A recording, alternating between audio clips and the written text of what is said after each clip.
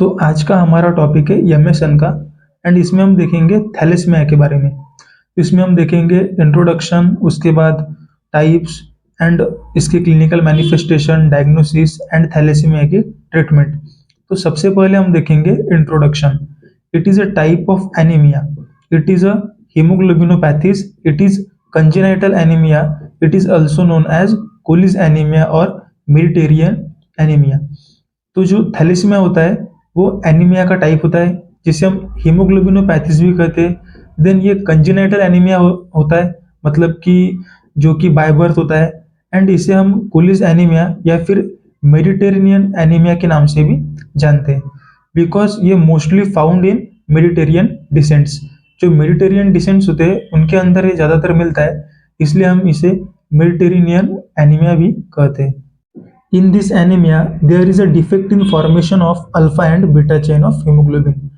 तो जो थैलेसीमिया होता है इसके अंदर जो हमारे बॉडी के अंदर हीमोग्लोबिन के अंदर अल्फा एंड बीटा चेन होती है, तो उसमें डिफेक्ट होता है। इसकी वजह से हमें थैलेसीमिया देखने को मिलता है।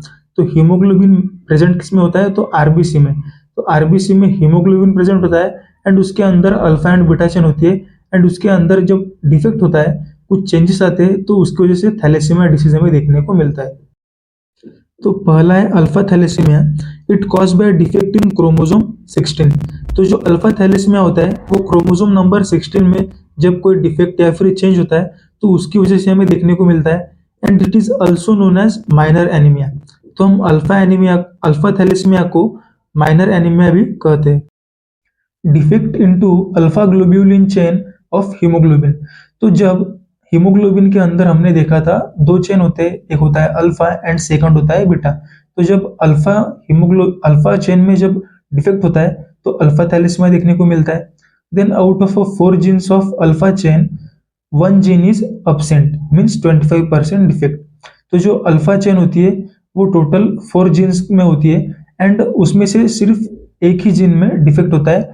एंड इसकी वजह से 25% हमारा जो अल्फा चेन होता है वो अफेक्ट होता है। एंड इसकी वजह से इसका जो अमाउंट होता है डिफेक्ट होने का वो कम होता है, 25% होता है, इसलिए हम इसे माइनर एनीमिया भी कहते हैं।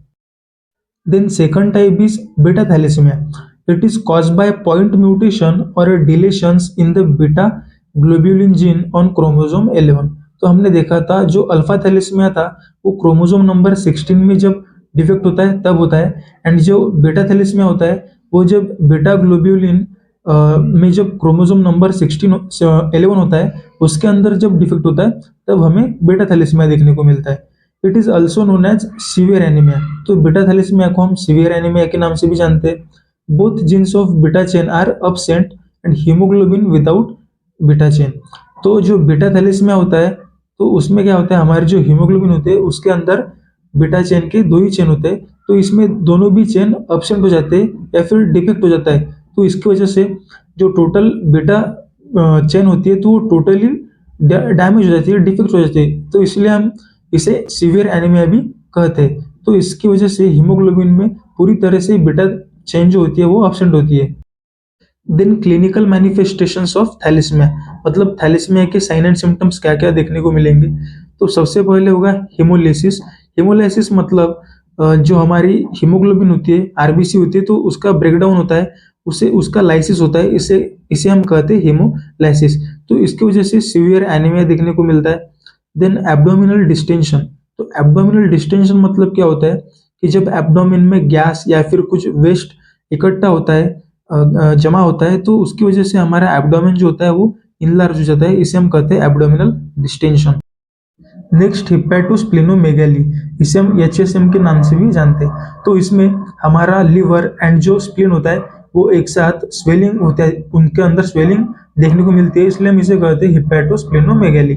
Then yellow sclera. तो आरबीसी ज़्यादा ब्रेकडाउन होने की वजह से जो बिलीरुबिन का लेवल होता है वो बढ़ जाता है एंड इसकी वजह से हमारा आई का जो स्क्लेरा होता है वो येलोइश हो जाता है। देन स्लेटी स्किन कलर। जब आयरन आरबीसी के ब्रेकडाउन की वजह से जब हीमोग्लोबिन ब्रेक होता है और उसकी वजह से बहुत सारा आयरन हमारे बॉडी के अंदर इकट्ठा होता है, तो उसकी वजह से आयरन टॉक्सिसिटी होती है एंड उसकी वजह से जो हमारा स्किन कलर होता है वो स्लैटी होता है। देन पेन इन लॉइन और ग्रोइन एरिया। तो जो हमारा लॉइन मतलब जो हमारी बैक साइड होती है जहाँ पे किडनीज प्रेजेंट होती है वो वाला एरिया, एंड ग्रोइन एरिया मतलब जो जेनिटल एरिया के साइड में जो एरिया प्रेजेंट होता है वो एरिया। तो इन दोनों एरिया में हमें पेन देखने को मिलेगा।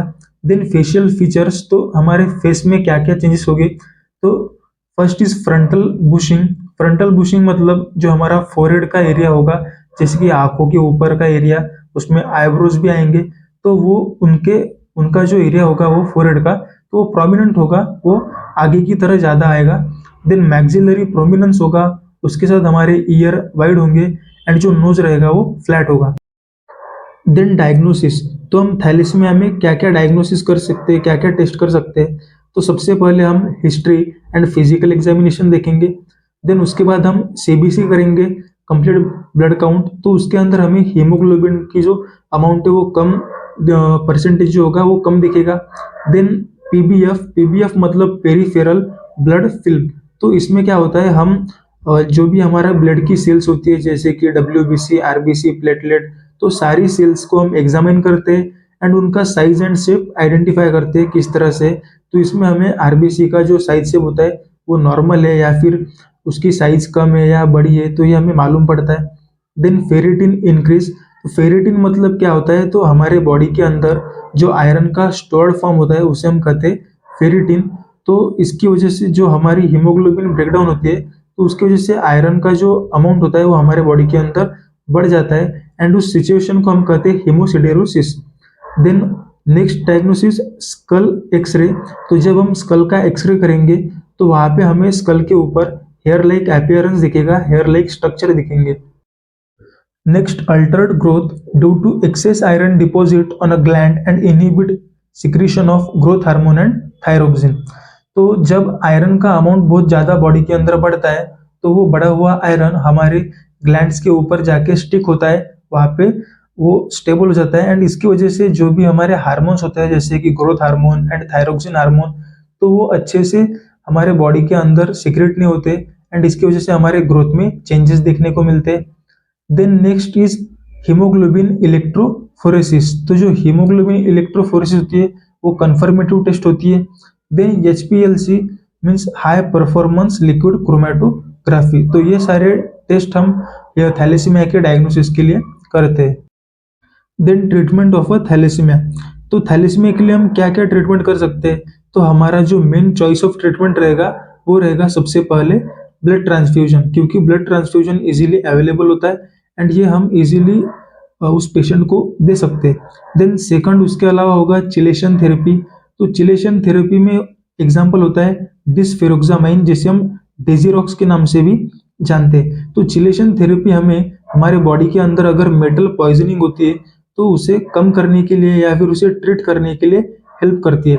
तो जो चिलेशन थेरेपी होता है जिसमें हम जो ड्रग यूज करते हैं तो वो हमारे बॉडी के अंदर जो भी एलिमेंट या फिर मेटल ज़्यादा एक्सेस अमाउंट में बढ़ जाता है तो उसे बाइंड करता है एंड उसे यूरिन के थ्रू हमारे बॉडी के बाहर निकालता है। Then next is splenectomy, give a pneumococcal vaccine pre operatively. तो इसके अलावा जो अलग ट्रीटमेंट रहेगी वो रहेगी स्प्लीनेक्टोमी। तो स्प्लीनेक्टोमी हम इसलिए करेंगे क्योंकि स्प्लीन हमारे आरबीसी को ब्रेक डाउन करने का काम करता है एंड उसकी वजह से हमारा जो आयरन है वो बढ़ता है, तो हम स्प्लीन को निकाल देंगे, इसे हम कहते हैं स्प्लीनेक्टोमी। एंड इसकी वजह से आरबीसी का जो ब्रेकडाउन है वो कम हो जाएगा। तो जब हम स्प्लीनेक्टोमी करते हैं तो उसके पहले हम न्यूमोकोकल वैक्सीन देते हैं। देन जेनेटिक काउंसलिंग, हम पेरेंट्स को जेनेटिक काउंसलिंग करेंगे।